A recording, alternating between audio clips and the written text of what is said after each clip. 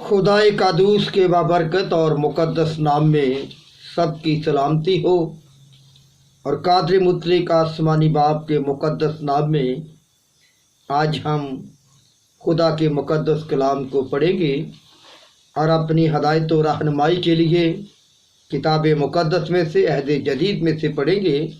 लेकिन पहले ज़बूर की किताब में से चंद आयात आप तक पहुँचाना चाहता हूँ।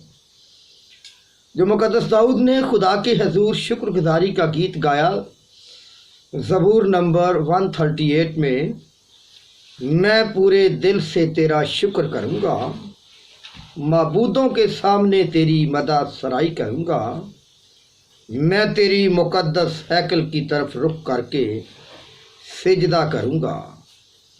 ऐ खुदावन, तूने मुझे जांच लिया और पहचान लिया, तू मेरा उठना बैठना जानता है, तू मेरे ख्याल को दूर से समझ लेता है, तू मेरे रास्ते की और मेरी ख्वाबगाह की छानबीन करता है।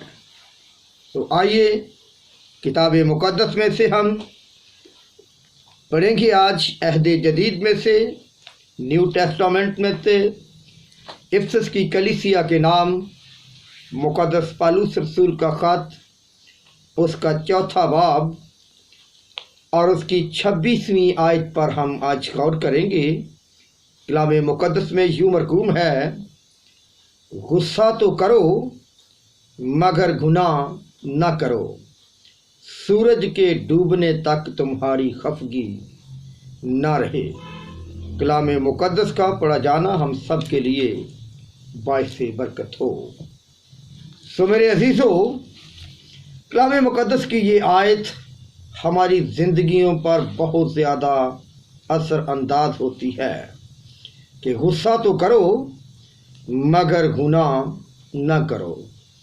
और जब हम मौजूदा दौर पर निगाह करते हैं तो मौजूदा दौर जदीद तरक्की का दौर है, साइंस और टेक्नोलॉजी का दौर है, जिसमें इंसानी अकल और इल्म अरूज पर है और जिसमें हर चीज़ मुमकिन नज़र आती है। रस्ल व रसाइल आमदो रफ्त के ज़राए ने दुनिया को एक दूसरे के करीब कर दिया है और कम्युनिकेशन का नेटवर्क बहुत वास्ट हो चुका है। आज का इंसान पूरी दुनिया का विजन चंद लम्हों में देख सकता है। आज का इंसान जहां कामयाब व कामरान नज़र आता है, दूसरी तरफ इतना ही कमज़ोर और नाकाम भी है।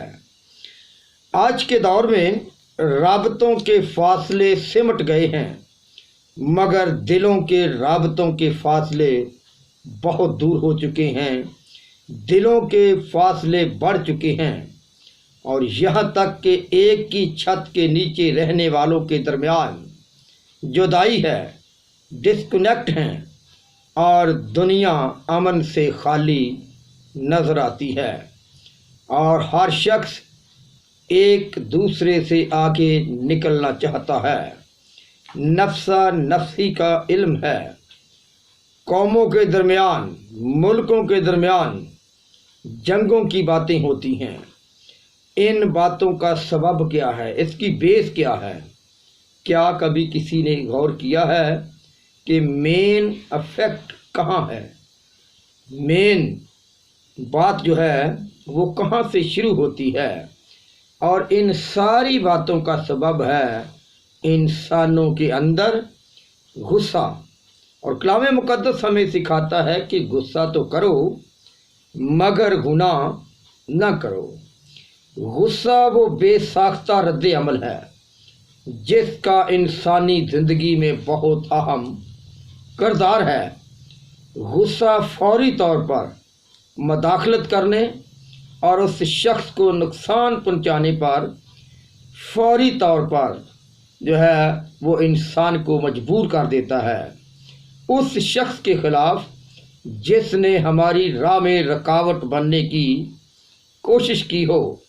और गुस्सा बेसाख्ता उठता है جب ہماری مرضی کو روکا جاتا ہے، جب ہمارے منصوبے کو فیل کرنے کی کوشش کی جاتی ہے، اور خاص طور پر ایک ایسا شخص جو گناہ کی حالت میں ہو، ایک گناہگار شخص کے اندر غصہ تیزی کے ساتھ بدی میں بدل جاتا ہے۔ اور جب ہم غصے کی اقسام دیکھتے ہیں، دی کائنڈز آف اینگر، تو اس میں دو قسمیں ہیں غصے کی۔ اور یونانی میں غصے کے لیے جو لفظ استعمال ہوئے ہیں، پہلا لفظ ہے تھوموس۔ یہ الفاظ ایسے غصے کو ظاہر کرتا ہے جو بڑی تیزی سے بھڑک اٹھتا ہے، جس طرح سوکھی گھاس میں شعلہ بڑی تیزی سے بھڑک اٹھتا ہے اور پھر اتنی ہی تیزی کے ساتھ وہ ماد پڑ جاتا ہے، مدم ہو جاتا ہے۔ اور غصے کے لیے دوسرا لفظ ہے اورگے۔ یہ لفظ ایسے غصے کو ظاہر کرتا ہے جو انتہائی شدت اختیار کر جاتا ہے، جو انتہائی شدید غصہ ہوتا ہے، اور جو انسان کے اندر جڑ پکڑ لیتا ہے اور لمبے عرصے تک انسان کے اندر قائم رہتا ہے۔ ایسا غصہ انسان کے اندر قہر بھڑکاتا رہتا ہے، بدلہ لینے کا منصوبہ بناتا رہتا ہے۔ ایسے غصے والے انسان کی سزا کے لائق ہوتے ہیں، اور وہ دوسروں کو نیچا دکھانے کے لیے ہر حربہ استعمال کرتے ہیں۔ بی اے کی ایک انگلش ٹیکسٹ بک میں ولیم بلیک سمتھ کی ایک پوئم تھی پوائزن، اور جس کا لب لباب اس نظم کا یہ تھا، پوئم کا، کہ اگر غصے کا اظہار کر لیا جائے تو غصہ ختم ہو جاتا ہے، اگر غصے کو اپنے اندر پروان چڑھایا جائے، اس کی آبیاری نفرت سے کریں تو یہ غصہ قہر میں بدل جاتا ہے، اور اس سے ٹکراؤ پیدا ہوتا ہے، پھر نفرت کے پودے لگتے ہیں، اور نفرت کے پودوں کو جو پھل لگتا ہے وہ قتل تک نوبت لے جاتا ہے۔ اور غصے کا ایک سبب حسد بھی ہوتا ہے، اس کی بنیاد حسد سے بھی شروع ہوتی ہے۔ حسد کا موجد، حسد کی ابتدا ہمیں کلام مقدس میں سے نظر آتی ہے کہ حسد ابلیس سے شروع ہوا۔ ابلیس، جس نے یسایا نبی کی کتاب میں ہم پڑھتے ہیں کہ وہاں پر اس نے یہ منصوبہ بنایا، اس کے دل میں یہ حسد پیدا ہوا کہ میں اپنا تخت خدا کے تخت سے بھی اوپر لے جاؤں گا، اور حسد کے باعث ہی اسے پھر آسمان سے گرا دیا گیا، کیونکہ اس نے خدا کی جگہ لینے کی کوشش کی۔ اور انسان کے اندر حسد اس وقت پیدا ہوتا ہے جب وہ کسی دوسرے کو برداشت نہیں کرتا، یا دوسرے کو اپنے سے کم تر سمجھتا ہے، اور اس کی مقبولیت کو دیکھ کر پھر اس کے اندر بدلہ لینے کی آگ بھڑکتی ہے، نیچا دکھانے کی آگ اس کے اندر بھڑکتی ہے۔ اور پیدائش کی کتاب میں ہمیں نظر آتا ہے کہ ایک بھائی نے دوسرے بھائی سے حسد کیا۔ قائن نے اپنے بھائی حابل کی قبولیت کے وقت حسد کیا، غصے میں آیا، اور وہ غصہ ایسا بھڑکا کہ اس نے اپنے بھائی کا قتل کر دیا۔ غصہ کرنا چاہیے، اس میں ضروری بات سمجھنے کی ہے کہ غصہ ضرور ہونا چاہیے انسان کے اندر، کیونکہ اسی لیے پالوس رسول نے بھی کہا ہے کہ غصہ تو کرو مگر گناہ نہ کرو۔ لیکن غصہ کب کرنا چاہیے؟ کیونکہ جس شخص کے اندر غصہ نہیں ہے وہ شخص نارمل نہیں ہے، وہ اب نارمل ہوتا ہے۔ اور غصہ ضرور ہونا چاہیے انسان کے اندر، لیکن کس صورت میں، کس حالت میں؟ کلام مقدس میں ہم دیکھتے ہیں کہ خدا باپ کا غصہ بھی ہمیں نظر آتا ہے۔ اولڈ ٹیسٹامنٹ میں جب ہم پڑھتے ہیں پیدائش کی کتاب میں تو سدوم اور عمورہ کی تباہی جو ہے وہ کس سبب سے ہوئی؟ کیونکہ وہ خدا کے خلاف اور معبودوں کی پوجا کرتے تھے، پھر ان کے اندر زناکاری عروج پر تھی۔ اسی طرح مرکز کی انجیل میں 3 باب 5 آیت میں ہمیں غصہ نظر آتا ہے کہ جب خداوند یسوع مسیح نے سبت کے دن ایک سوکھے ہاتھ والے شخص کو شفا بخشی تو یہودی اس پر الزام لگانے لگے، تو لکھا ہے کہ یسوع نے غصے سے ان کی طرف دیکھا اور پھر ہیکل میں تجارت کرنے والوں پر خداوند یسوع مسیح کو آیا، جنہوں نے خدا کے گھر کو تجارت گاہ بنا دیا تھا، جنہوں نے خدا کے گھر میں آ کر کاروبار شروع کر دیا تھا، ان پر خداوند یسوع مسیح کو بھی غصہ آیا۔ یعنی ایمان کی غیرت کرنی چاہیے اور خدا کے گھر کی بے حرمتی پر ضرور انسان کو غصہ کرنا چاہیے۔ پھر والدین اگر بچوں کو تنبیہ کرنے کے لیے غصے کا اظہار کرتے ہیں تو اس میں ان کی بربادی کے لیے وہ غصہ نہیں کیا جاتا، بلکہ ان کی تربیت کے لیے والدین بچوں کو غصہ دکھاتے ہیں یا ان پر غصے ہوتے ہیں یا انہیں جھڑکتے ہیں۔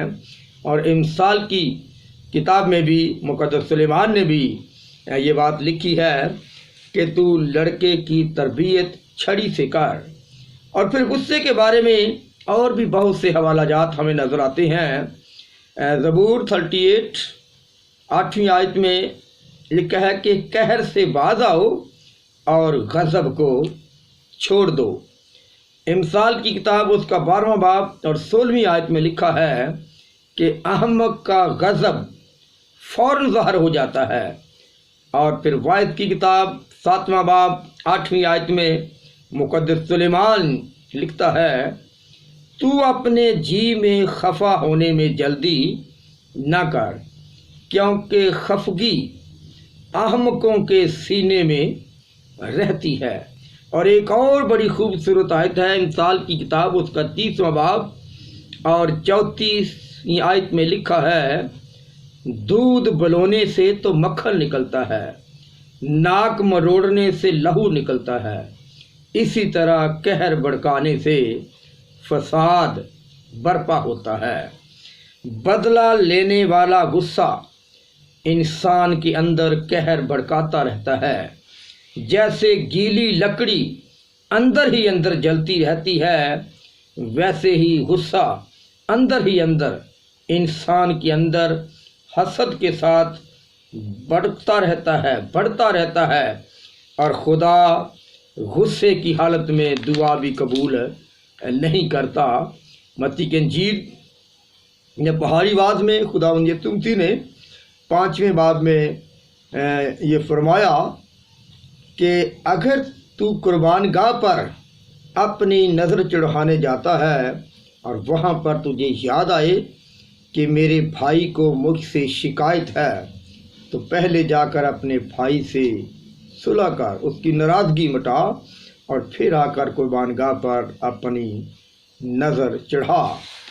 اس لیے کلام مقدس میں ہمیں یہ نصیحت پالوس رسول بھی کرتا ہے کہ غصہ تو کرو مگر گناہ نہ کرو۔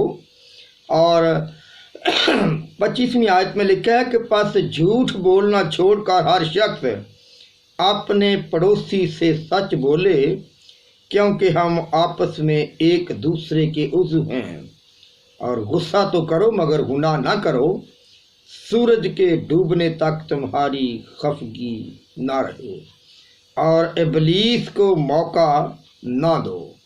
ابلیس ہمارے دلوں کے اندر قہر بھڑکاتا ہے، جوش دلاتا ہے اور حسد کی آگ ہمارے اندر لگاتا ہے، اور پھر فزیکل طور پر بھی، میڈیکل لحاظ سے بھی جو انسان غصہ ور ہوتا ہے وہ ڈپریشن کا شکار ہو جاتا ہے اور وہ بلڈ پریشر کا مریض بن جاتا ہے، اور اس کے اندر اور طرح طرح کی بیماریاں جنم لیتی ہیں۔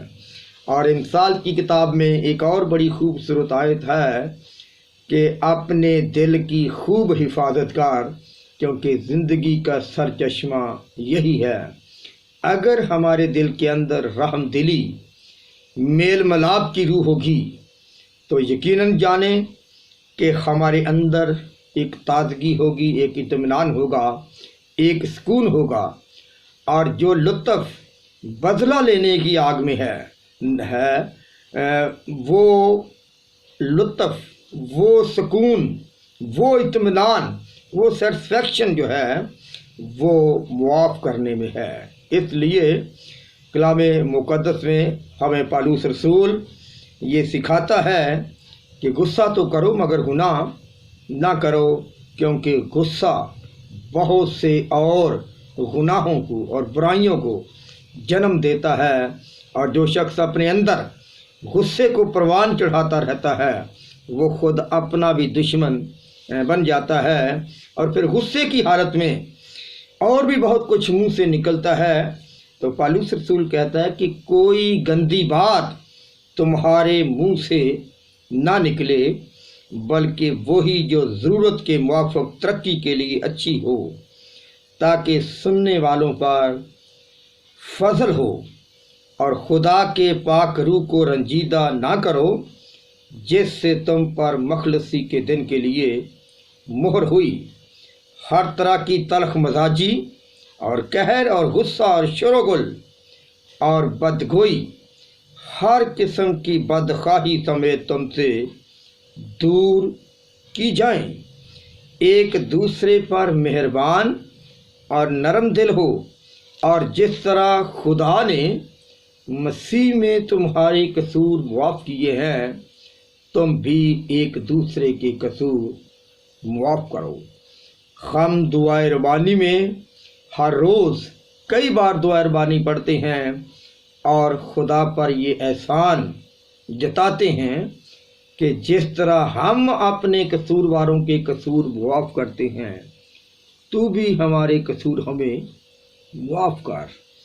تو سوچنے کی بات یہ ہے کہ ہمارے اندر کا جو ضمیر ہے، ہماری انر سینس، اس وقت انسان کو ملامت کرتی ہے یا نہیں جب خدا پر یہ ہم احسان جتاتے ہیں کہ ہم دوسروں کو معاف کرتے ہیں، تو بھی ہمیں معاف کر۔ اس لیے پالوس رسول ایک مسیحی زندگی گزارنے کے لیے یہ سکھاتا ہے کہ پس عزیز فرزندوں کی طرح خدا کی مانند بنو اور محبت سے چلو، جیسے مسیح نے تم سے محبت کی اور ہمارے واسطے اپنے آپ کو خوشبو کی مانند خدا کی نظر کر کے قربان کیا۔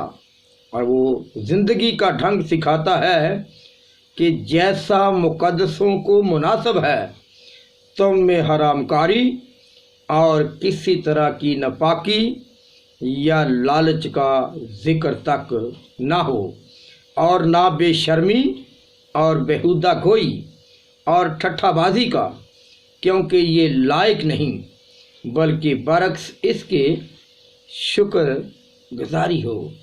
آئیے اپنی زندگی میں اس بات کو قائم کریں، اور جو کچھ خدا کا کلام مقدس پالوس رسول کی معرفت ہم تک پہنچا ہے کہ غصہ تو کرو مگر گناہ نہ کرو۔